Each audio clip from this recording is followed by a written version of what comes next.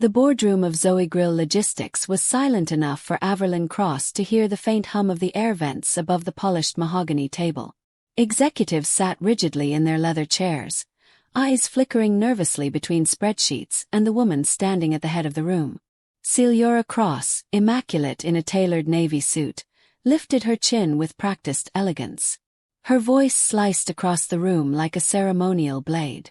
"Your services are no longer required," she announced. There was no tremor, no hesitation, only satisfaction. "Clear your office by tomorrow morning." A few board members shifted, clearly uncomfortable, while others pretended to study their notes. Averlyn, 43 and responsible for nearly all the company's growth over the past decade, simply closed her binder. Not a single muscle in her face betrayed the storm tightening in her chest. "Is that all, Celiora?" she asked evenly. Her younger sister didn't look at her again. "Yes, Averlyn. That will be all." The dismissal was final. Averlyn rose with controlled grace, gathering her notepad and pen. She nodded politely to the men who refused to meet her eyes. When the door shut behind her with a soft, final click, the air felt colder, almost cleansing.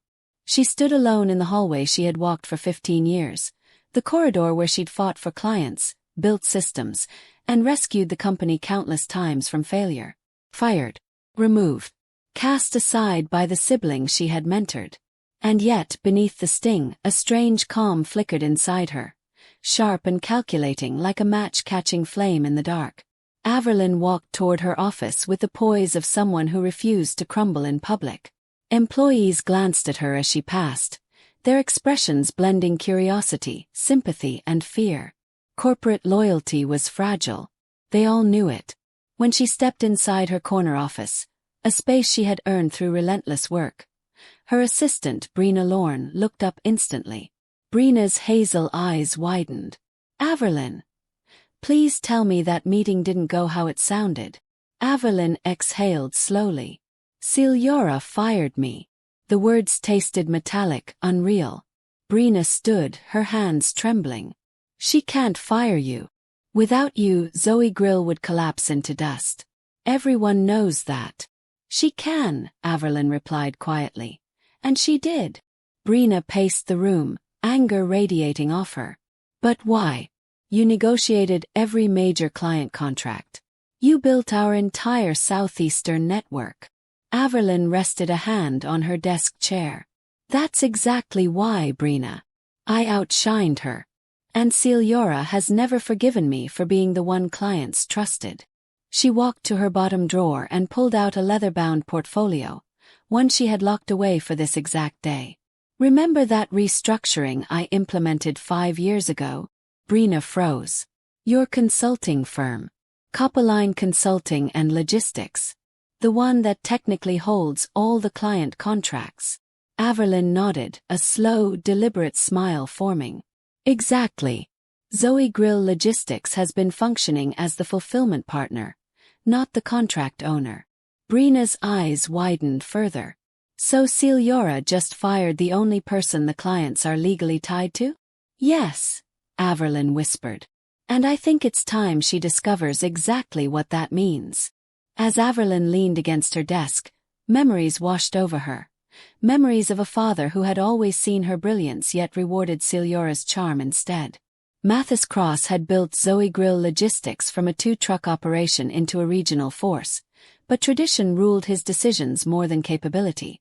Celiora, polished and socially gifted, had been the default heir. Averlyn, the strategist, had been the worker behind the scenes. "You're too bold, Averlyn," Mathis would say whenever she proposed improvements. "Let's not disrupt what works." What worked was Averlyn fixing broken systems, forging new partnerships, and rescuing contracts Celiora almost lost through neglect. What worked was Celiora smiling on stage while Averlyn negotiated behind closed doors. Growing up, the difference between the sisters was stark. Celiora had been crowned homecoming queen, club president, and charity hosting darling. Averlyn, meanwhile, spent afternoons building logistics models, studying freight optimization, and shadowing their grandfather at the old warehouse docks. Their mother Elora often asked gently, "Why can't you be more like Celiora? She understands people." Averlyn understood people too. Clients, partners, suppliers. She earned trust not with charm but with competence.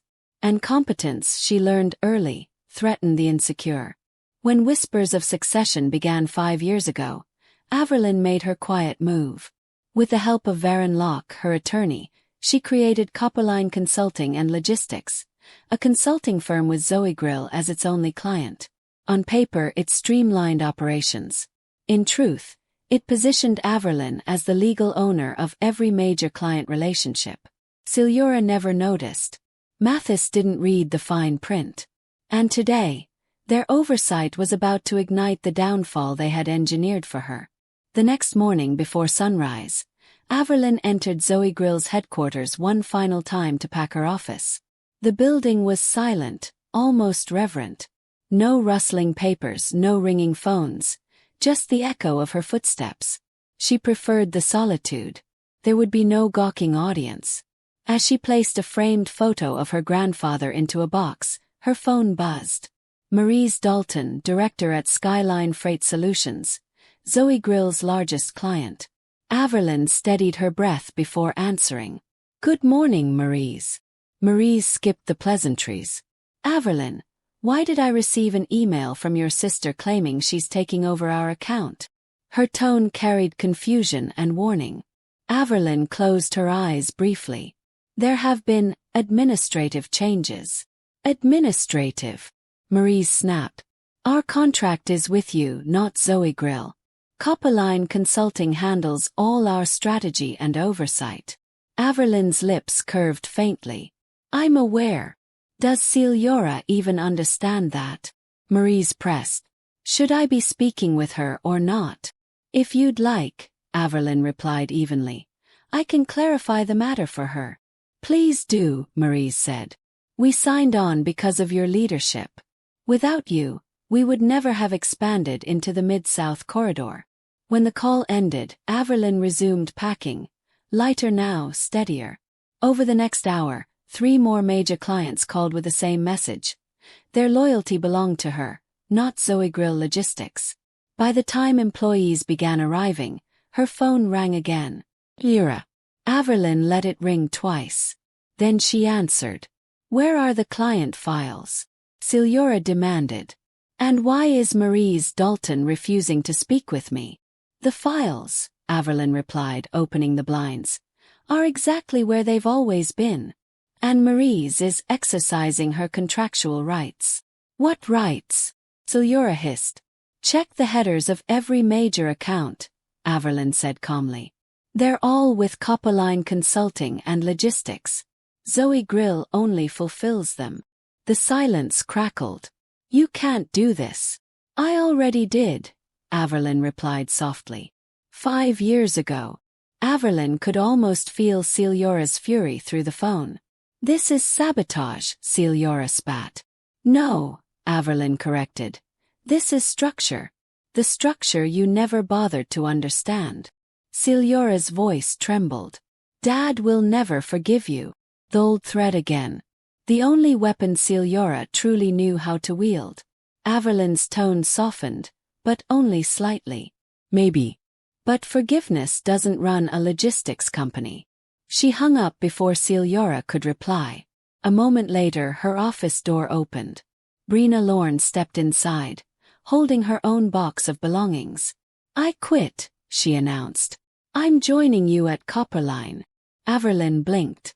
"Brina, that's a risk." "So is staying here," Brina said, lifting her chin. "I know where the real leadership is." Warmth rose in Averlyn's chest. Gratitude. Resolve. "Then let's go." Together they walked through the lobby, employees watching openly now. Some whispered. Some avoided eye contact. A few, Brina noticed, looked like they wished they could follow. Averlyn paused at the front door, taking one last look at the building she had poured her life into. "We have a company to build," she whispered. And with that, she stepped into a future she had been preparing for long before Celiora ever realized she'd made a mistake. By early afternoon, Averlin's dining room had transformed into the headquarters of a company that did not officially exist 12 hours earlier. Papers covered every inch of the long oak table, coffee mugs and highlighters scattered between open laptops. She had spent the entire morning calling every major client personally, clarifying the situation with calm professionalism while her pulse raced beneath the surface. The results were clear. All 14 top-tier accounts would now contract exclusively through Copperline Consulting and Logistics. Together, they represented over 80% of Zoe Grill's annual revenue. The magnitude of this shift was staggering. When she contacted Kenton Rhodes, Senior Director of Evergreen Transport Services, he didn't even let her finish her explanation.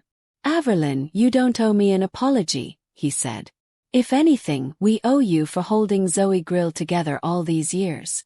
Evergreen is sticking with you. Period." A swell of relief loosened the knot in Averlin's chest. "I appreciate that, Kenton. But without Zoe Grill's warehouse network, I'll need temporary fulfillment partners. There may be some instability early on. Then give me the list of what you need and I'll help make it happen," Kenton replied. "We're choosing competence, not politics." What she did not mention was that she had already been negotiating, feverishly, quietly, with 3 regional fulfillment centers since sunrise. Chattanooga, Louisville, and Birmingham had all given verbal agreements in exchange for expedited retainers. She was building an operating system in real time, stitching survival from thin air. As she ended her final call of the afternoon, her phone buzzed with a message from Torrin Vale, her former operations manager. "Heard the news. Half the ops team wants out. If you're hiring, say the word." Before she could reply, another message appeared, this one from Celiora. "Emergency board meeting tomorrow. PM. You are required to attend." Averlin actually laughed. Required? After being fired? She typed 2 replies to Torrin. "Send me every name." To Celiora. "My attorney will attend." The moment Averlin sent the message, her phone rang. Celiora's number again. Averlin ignored the first call. And the second. On the third she finally picked up. "This isn't optional," Celiora snapped before Averlin could speak. "The board wants you here to explain why our clients are threatening to walk." Averlin leaned back in her chair, exhaustion rolling through her in waves. "You fired me, Celiora. Your exact words were, 'Your services are no longer required.'" "That was before I understood the situation with the contracts," Celiora hissed. "You deliberately hid the nature of Copperline to manipulate the board." "I didn't hide anything," Averlin replied. "Every contract was signed by the board. Copperline was created to protect the client relationships you kept mishandling. This is sabotage." Celiora's voice cracked, revealing the panic clawing through her composure. "No," Averlin corrected softly. "This is accountability." On the other end, Celiora's breathing grew unsteady. "Dad will never forgive you for this." Averlin went silent. That old sentence, used like a blade for decades, had once pierced straight through her confidence. But tonight something in her shifted. "Maybe he won't," she said quietly. "But his forgiveness has never once kept a contract from falling apart. My decisions have." She ended the call. A moment later, a new message appeared on her screen. From Mathis Cross. "We need to talk." Averlin stared at the text, her heart tightening. Mathis had never understood her value until it benefited Celiora. And now he wanted a conversation. She placed the phone face down on the table. Tonight was not for fathers or sisters. Tonight was for Copperline. She opened her laptop, pulled the legal pads closer, and wrote her next line of strategy with steady determination. The following morning arrived far too quickly. By 6:30 a.m., Averlin was inside a small rented office suite, a temporary home base for Copperline Consulting and Logistics. The space was modest. Exposed brick walls, mismatched chairs, and a long metal table that rattled when someone leaned on it. But to Averlin it was freedom. Torrin Vale arrived first, a large folder tucked under his arm.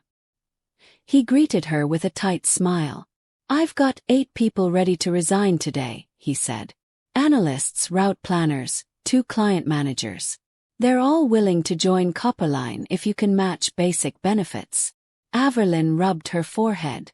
The sudden influx of talent was both a blessing and an immense responsibility. Send them over, she said.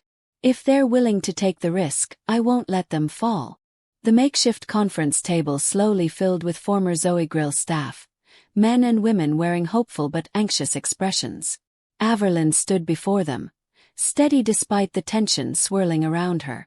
Thank you for being here, she began. We have clients. We have commitments.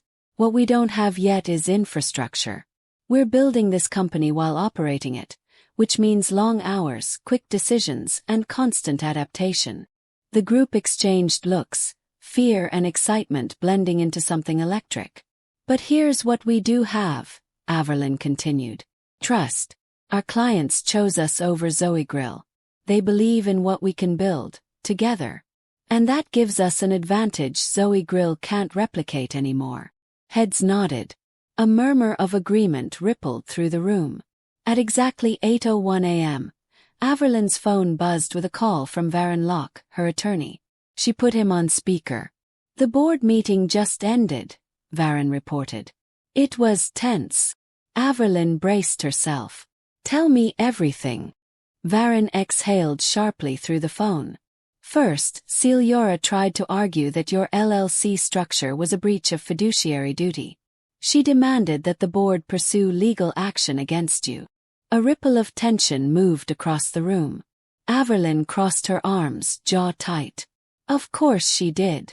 But, Varen continued, the board shut her down. Hard. The shock on Torin's face mirrored the relief spreading across Averlyn's. 2 board members admitted they actually read the contracts when they were signed, Varen said. They confirmed everything was transparent. They even commented that the Copperline structure improved Zoe Grill's profit margins. A few of the analysts exchanged relieved smiles. So Celiora has no case? Averlyn asked. None. And the board made that clear. He shuffled papers. They also authorized her to make you a counteroffer. They want Copperline to remain a long-term strategic partner. Essentially, they want to formalize the exact structure you already built, but with better terms. Averlyn rested her palms on the table, stunned. So, they fired me, destroyed every working relationship I built, and now they want to hire my company back? In short, Varen said dryly. Yes. The room burst into quiet laughter. Exhausted, astonished laughter. What's the offer? Averlyn asked. 7-figure annual retainer, guaranteed minimums, performance bonuses, plus priority vendor status. The room went silent again. Even Torin let out a low whistle. They're desperate, Averlyn, Varen added. They can't survive without your clients. Averlyn stared at the wall, her mind churning. The board was offering validation, money, and leverage. But at what cost? Tell them, she said slowly, that I'll review their proposal. But Copperline continues operating independently. Our clients come first. Understood, Varen replied. When the call ended, every eye in the room turned to her, waiting for direction, waiting for the next move. Averlyn took a slow breath, grounding herself as she faced the small group gathered around her. We now have options, she said. Partnership with Zoe Grill could stabilize us while we build our own infrastructure. But I won't make any decision that jeopardizes your futures. Torin nodded firmly. We didn't leave Zoe Grill for stability, Averlyn. We left because we believe in you. A warmth spread through her chest, steadier and deeper than anything she had felt in the boardroom the day before. Before she could respond, the door swung open and a courier stepped inside with a thick envelope. Delivery for Averlyn Cross, he said. She signed, tore open the package and froze. Inside were the formal partnership terms from Zoe Grill's board, along with a handwritten note in her father's unmistakable script. You outmaneuvered us all. I should have chosen you years ago. Mathis, a hush fell over the room. Averlyn's throat tightened, a complicated tangle of validation, anger, and grief rising all at once. "Are you okay?" Brina asked softly. Averlin folded the note and placed it aside. "I will be." Her phone buzzed again, this time with a text from Celiora. "This isn't over." Averlin exhaled, not with fear but with clarity. "She still thinks this is a battle," Averlin murmured. "She hasn't realized we're already building something she can't stop." The team waited, silent and focused. "All right," Averlin said, lifting her chin. "Let's get to work. Copperline has promises to keep." And with that, the real future began.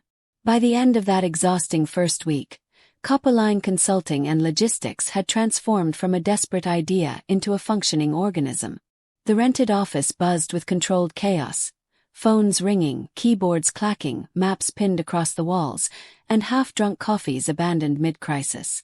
Averlin moved through the room like a conductor guiding an orchestra, issuing instructions, solving problems, and calming fears. Yet every evening when she finally sat alone at her temporary desk, the weight of what she was attempting settled on her shoulders. Copperline didn't just need strategy, it needed resources, systems, warehouses, trucks, people. And it needed all of that fast. On Thursday morning, a call came in from Silas Arden, the procurement director at a defense manufacturing company she had been courting quietly for months. "I heard Zoe Grill is experiencing turbulence," Silas said, choosing his words carefully.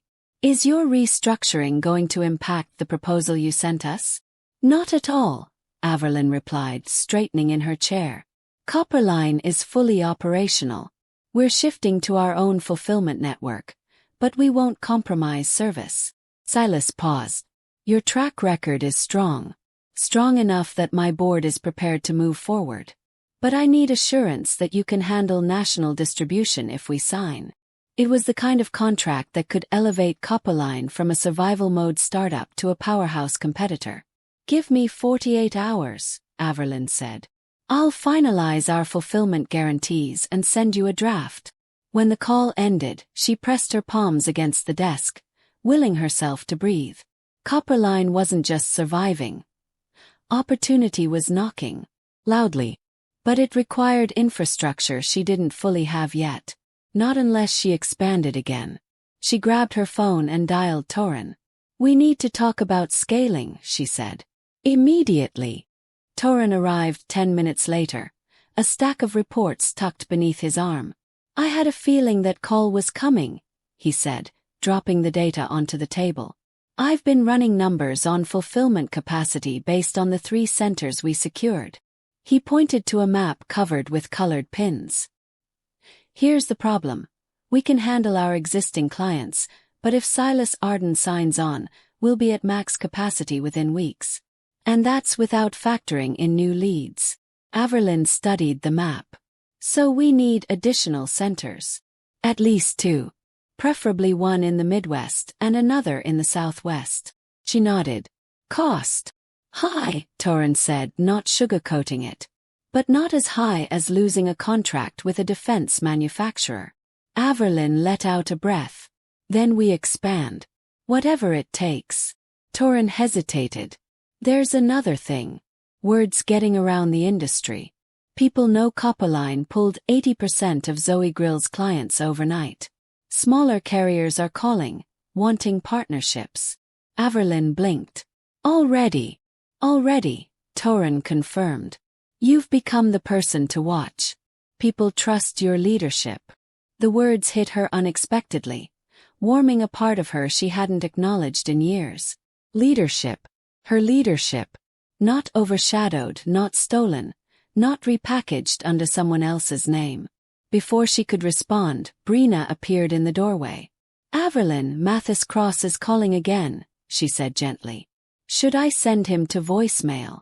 Averlin's throat tightened. "No," she said finally. "Patch him through." Brina retreated, and the phone rang seconds later. Averlin steeled herself and answered. "Dad." Silence. Then her father's low voice filled the room. "We need to talk, Averlin. Not as owner and employee, just as family." The words were simple, but they cut deeper than any board decision.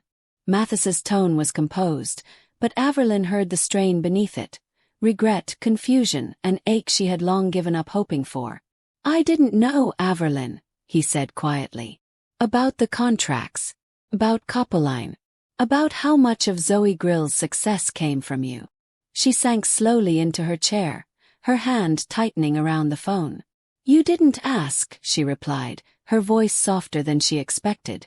"You trusted Celiora because she fit the image you wanted, not because she understood the company."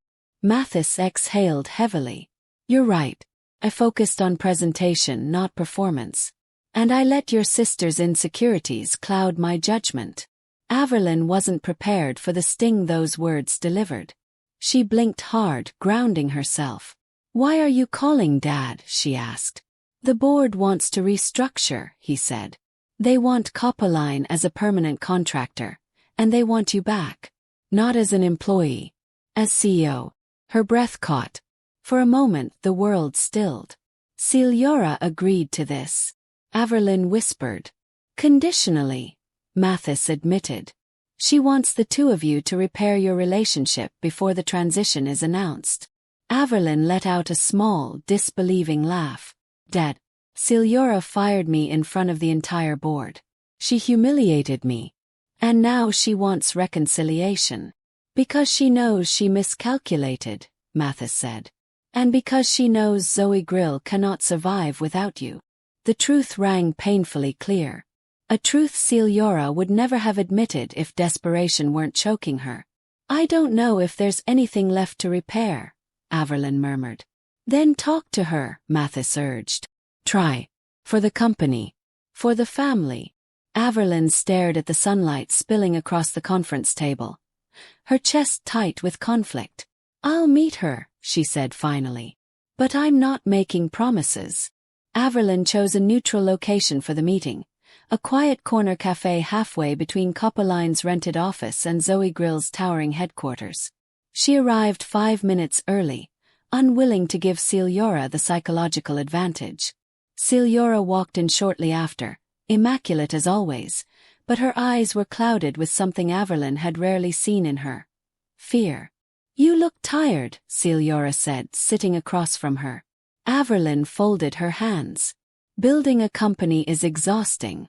You'd know that if you'd ever done it."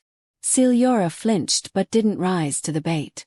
"I've been thinking," she said, "about why you created Coppeline. About why you kept everything separate." "Enlighten me," Averlin replied. Celiora's gaze dropped to the table. "You never trusted us. Not me, not Dad. You always needed a safety net." The words hit closer than Averlin expected. "Trust has to be earned, Celiora. Not demanded." Celiora looked up sharply. "I made mistakes. I admit that. But did you really have to strip the company bare? You took every major client." Averlin leaned back. "I didn't take anything. Those clients chose me because you never built relationships. Only optics." Celiora's composure cracked.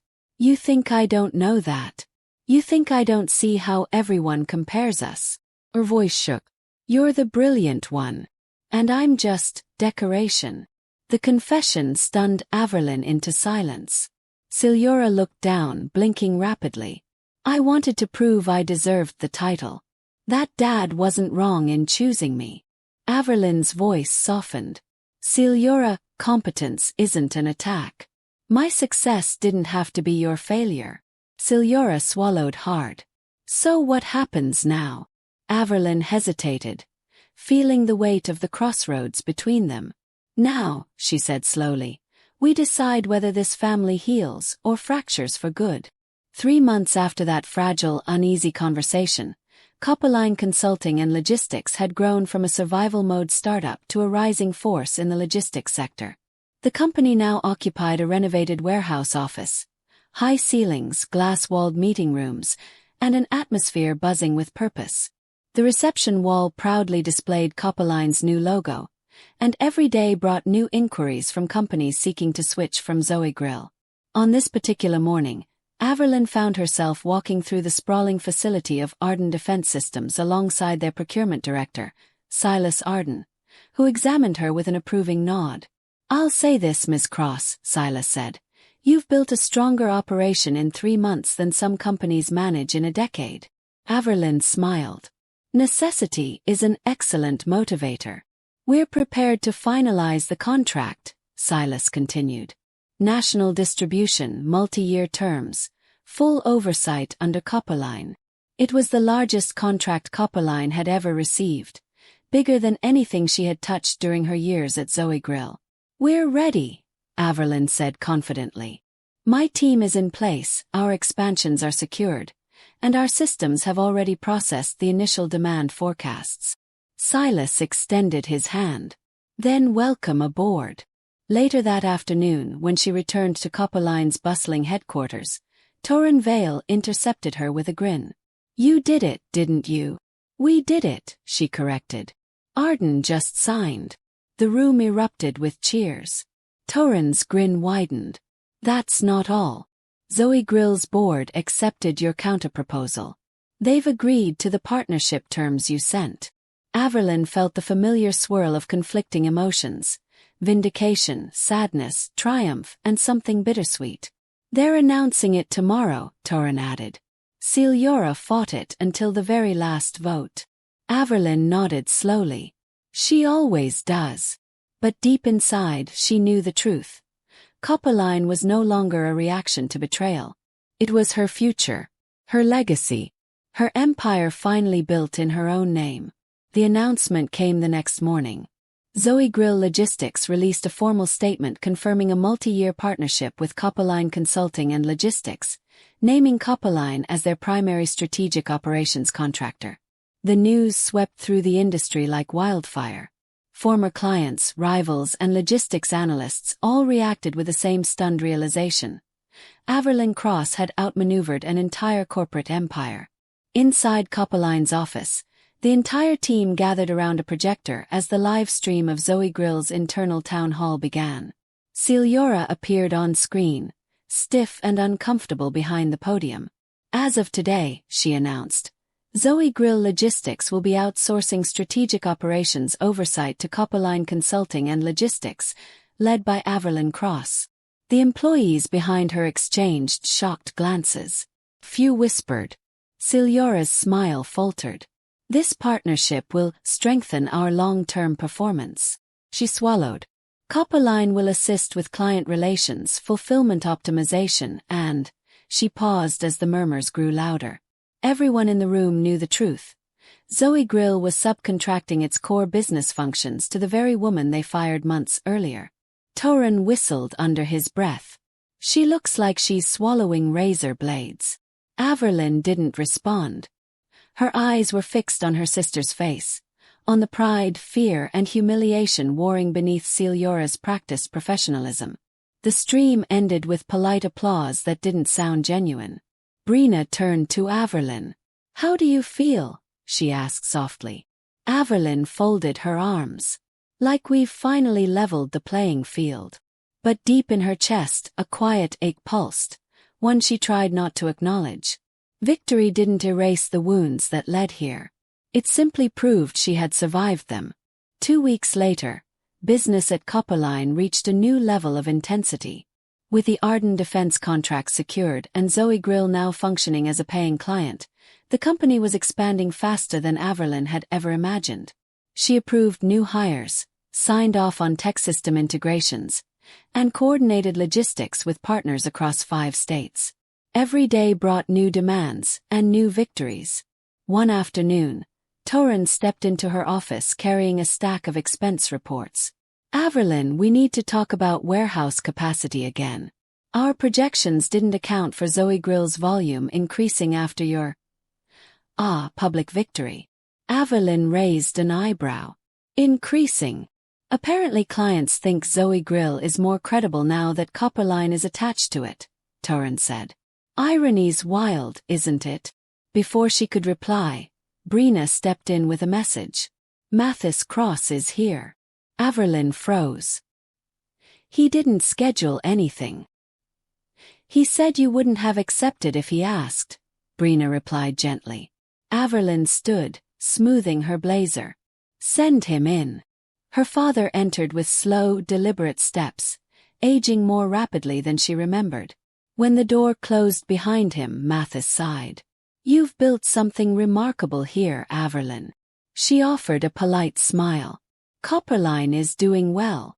"More than well," he said. "You've surpassed every expectation. Even mine."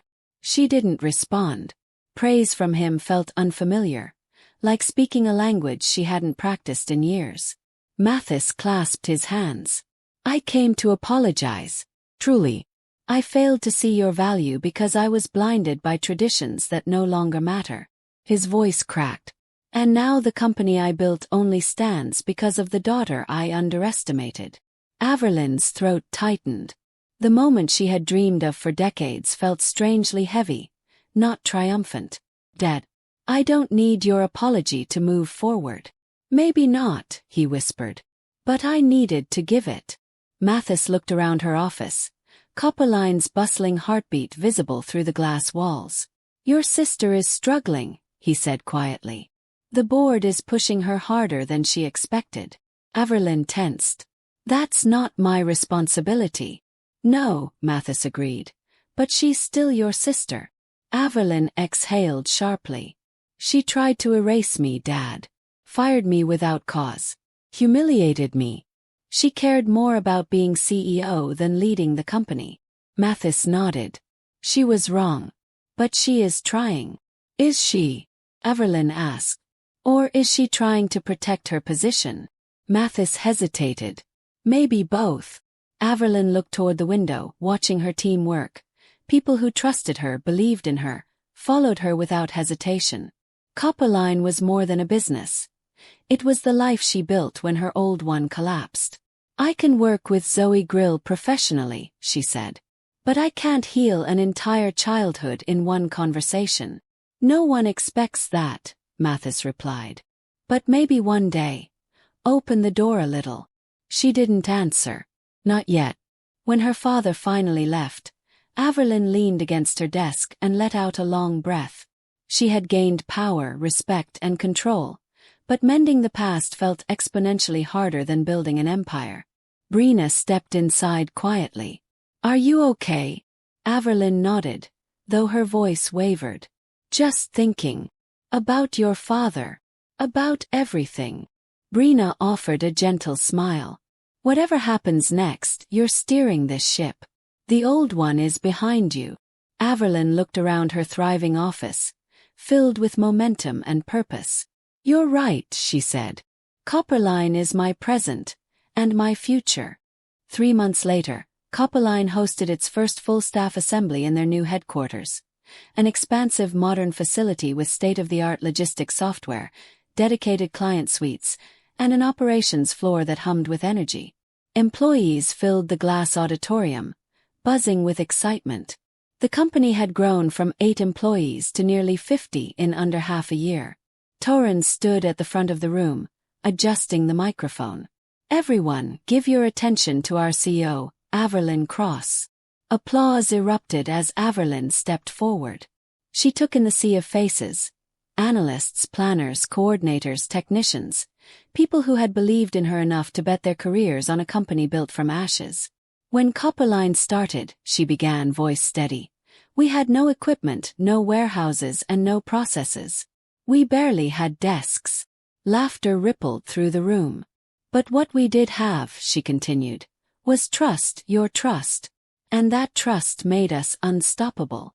She paused as the applause rose again.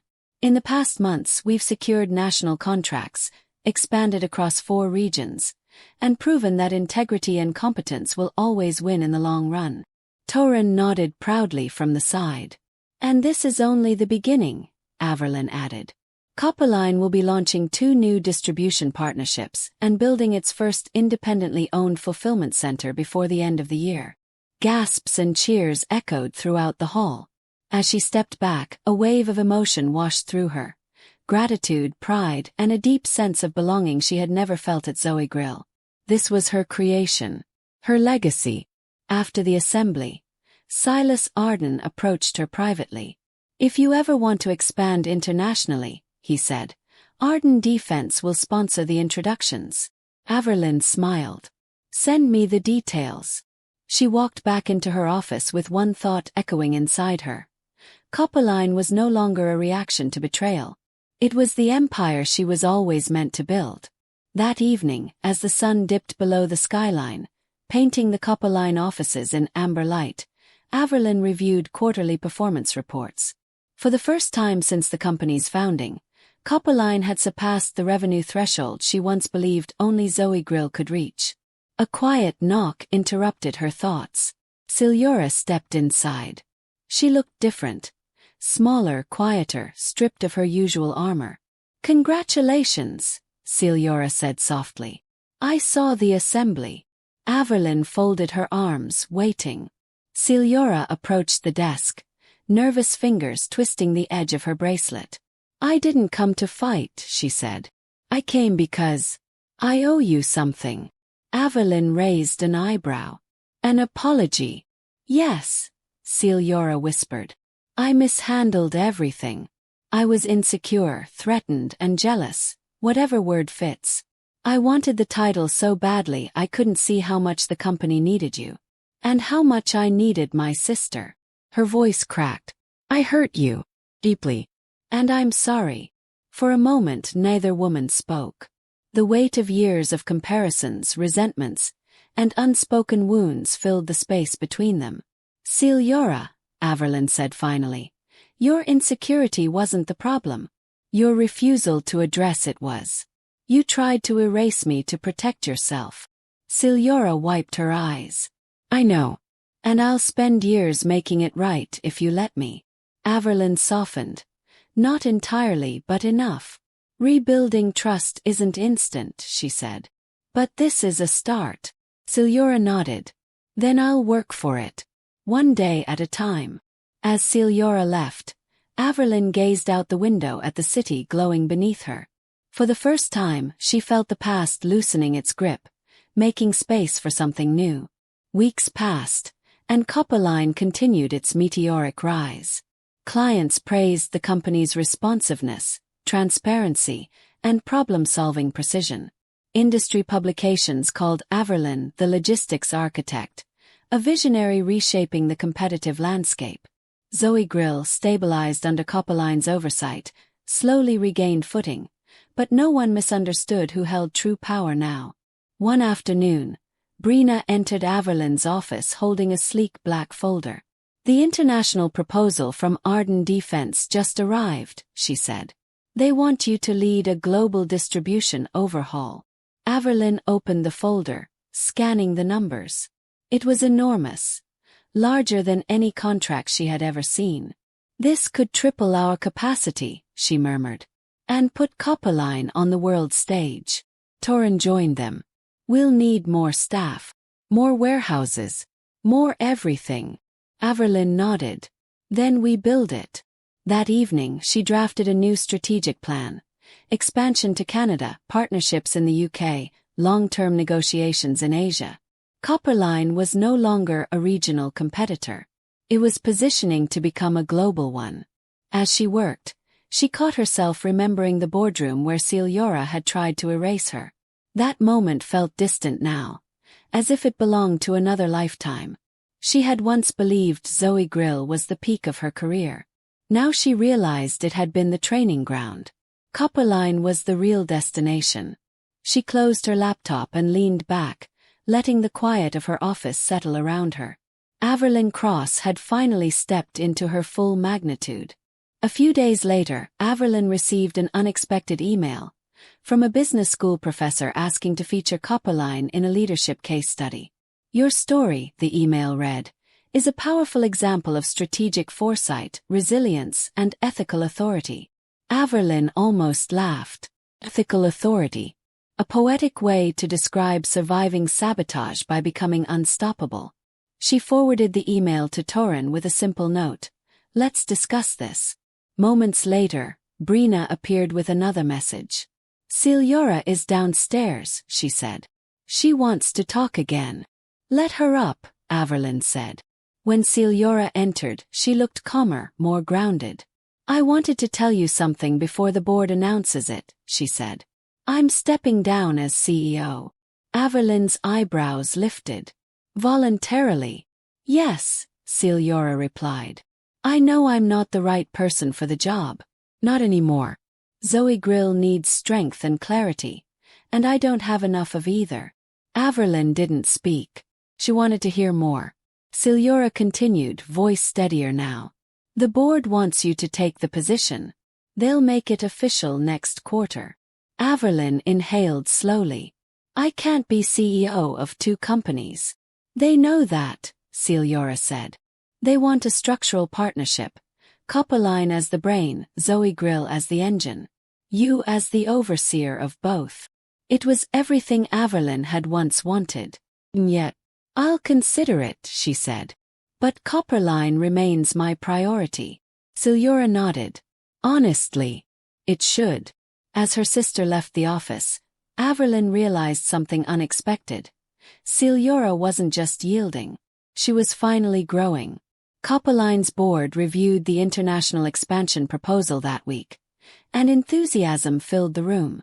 This contract positions us as a global contender, Torrin said. We'll need new departments, risk assessment, customs regulation, multilingual support. Averlin knew the stakes. Global operations came with heavier burdens, sharper competitors, and greater scrutiny. But she felt ready. Begin recruitment, she instructed. I want the strongest team we can find. After the meeting, she walked through the operations floor. The sound of her employees, confident, focused, thriving, made her chest warm with pride. This was the life she built. In the late afternoon, her father stopped by once again. He seemed smaller now but genuinely relieved. Your sister told me her decision, Mathis said. I didn't influence her, I promise you. Averlin nodded. She made the right choice. And you, he asked. Will you come home to Zoe Grill? Averlin looked around her vibrant office, the world she had created from courage and necessity. Dad, she said softly, Copperline is home now. I'll collaborate, I'll partner, I'll guide. But my leadership belongs here. Mathis closed his eyes briefly, then nodded. I understand, he said. And I'm proud of you. Averlin didn't speak. She simply accepted the words she had wanted to hear her whole life. 2 months later, Copperline officially launched its first international operations strategy. The expansion was celebrated across industry publications, and Averlin's face appeared in multiple business journals under headlines like The Strategist Who Reshaped a Market and From Betrayal to Global Leadership. Despite the whirlwind of success, she kept her feet on the ground. Every morning she walked the operations floor, speaking with employees, listening to their ideas, reinforcing Copperline's culture of collaboration and respect. One evening, as she reviewed shipment analytics, Torrin knocked on her door. You're being nominated, he said, for Executive Innovator of the Year. Averlin blinked. That's unexpected. Not to us, Torrin said. You didn't just survive, Averlin. You rewrote the rules. He smiled, touched. After he left, she stood by the window, watching the city glow beneath the night sky. 4 years, Zoe Grill had defined her identity. Its successes, its failures, its expectations heavy on her shoulders. Now she was standing inside the life she had built with her own hands. Her phone buzzed. A message from Celiora. Thank you for giving me space. I'm learning. Averlin typed back. Proud of your progress. There was no anger left inside her. No resentment. Just release. On a crisp autumn morning, 6 months after the day Celiora fired her, Averlin stood on the balcony of Copperline's new headquarters. The city stretched before her, alive with movement and possibility. She sipped her coffee as Brina stepped beside her. Big day, Brina said. The official signing with Arden Defense. And the board from Zoe Grill wants a joint announcement next week. I know, Averlin replied, smiling at the horizon. It feels surreal. You earned every piece of this, Brina said. Averlin's gaze softened. I earned it, she agreed. But I didn't do it alone. Copperline exists because people believed in me when Zoe Grill didn't. And now? Brina asked. Averlin looked out over the skyline. The warehouses, the trucks, the movement of a city transformed by the company she built. Now, she said, I get to shape my own legacy. She thought of Celiora, of her father, of the boardroom humiliation that once felt like the end of her career. It wasn't an ending at all. It was the push she needed to break free. Copperline was thriving, international, respected, and unstoppable. Zoe Grill was stable again, no longer a chain around her ankle. And as the wind swept across the balcony, Averlin understood something clearly. She had not risen in spite of the betrayal. She had risen because of it. She walked back into her bustling office, her empire, and closed the balcony door behind her, ready for everything that came next. The story of Averlin Cross had only just begun.